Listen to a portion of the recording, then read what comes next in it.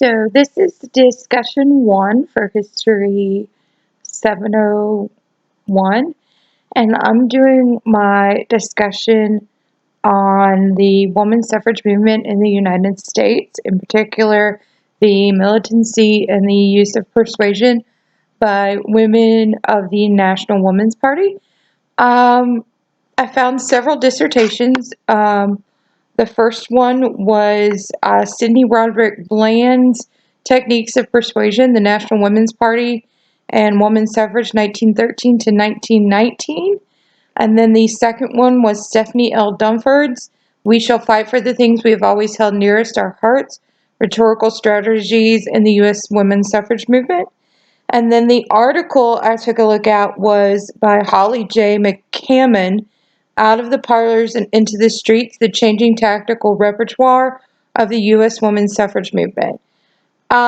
So when I looked at Bland's dissertation, she talked about how the women's suffrage movement was but a small portion of what was considered the reform phenomenon of the early 20th century during that progressive era. And that she really believes that the credit for making the U.S. suffrage movement and bringing it to sort of the consciousness of the United States belongs to Alice Paul and the National Women's Party, because it wasn't until Alice Paul comes on the scene that really the tactics of the National Women's Party and the women's suffrage movement actually changed. Prior to that, with NAWSA, the the National American Women's Suffrage Association, things were kind of sort of peaceful. They sort of just went to Congress and they held, conferences and things like that. Really just devoted themselves to what she called an outmoded method of changing, of attempting to change the world, but that the NWT differed in tactics and goals, bringing action-oriented techniques of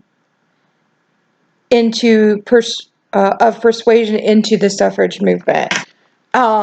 What I think is interesting is that Bland calls them an extremist organization. I think she's kind of the first person I've ever heard call the NWP an extremist organization.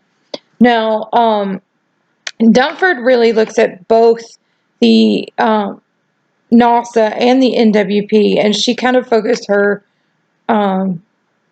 dissertation on just a 6-month period in 1917, and looks at just the strategies and compares the strategies of the two organizations, and how they looked at the citizenship of and how changing the citizenship status of women would give them the opportunity to vote,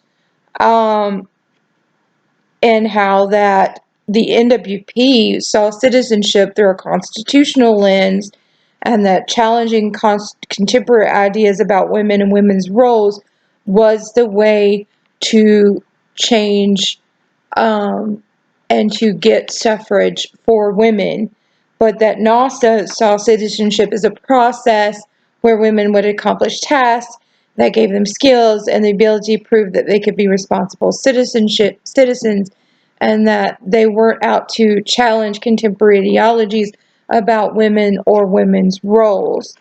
Now, McCammon, though, she talked about the circumstances of various state women's suffrage movements using the bold tactics of the NWP and Alice Paul, like the suffrage parade, beginning in the early 20th century. Sorry, that was my cat. And she analyzes these various, using an event history analysis, to reveal how the political opportunities during that time had really very little to do with a change in the strategic approach. And her conclusion, she finds that the impetus for change and action came from the movement characteristics, and that as much as there's much yet to learn about the strategies and tactics engaged by the social movement. She also argued that characteristics of the movement itself were just as important in producing shifts in the action. She focused on the state suffrage movements, like I said, in order to investigate major changes in the actions of women, particularly marching in public, which was a bold step for suffragists, which she says led them out of the parlors and into the streets. Marching down the streets by the hundreds, sometimes thousand, allowed women to claim the streets as women's terrain, and allowed them to lay symbolic claim to the polity as they demanded the right to vote. Their use of this tactic helped the suffragists redefine themselves as men's equals in the public sphere. And she says that they were likely to alter their strategies when they were more organizationally diverse and when their state associations were decentrally organized.